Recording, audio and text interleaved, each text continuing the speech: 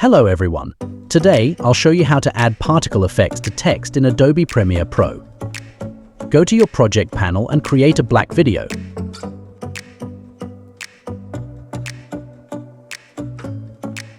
Then, drag it onto your timeline to Video Layer 2. Now select your type tool and type in your text. Then, go to Essential Graphics and make the changes you want to the text. Click and drag your text layer to Video Layer 1, then overlap it by about 2 seconds. Now go over to Effects, find Linear Wipe and add it to the black video. With the black video selected, move your timeline slider to where the text layer starts.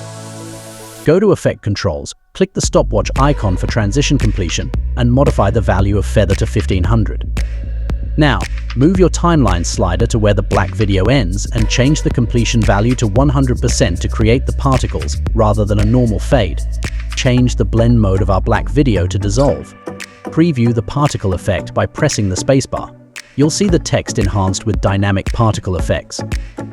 Now you know how to add particle effects to text in Adobe Premiere Pro. Thanks for watching. Don't forget to subscribe and comment if you found this video helpful.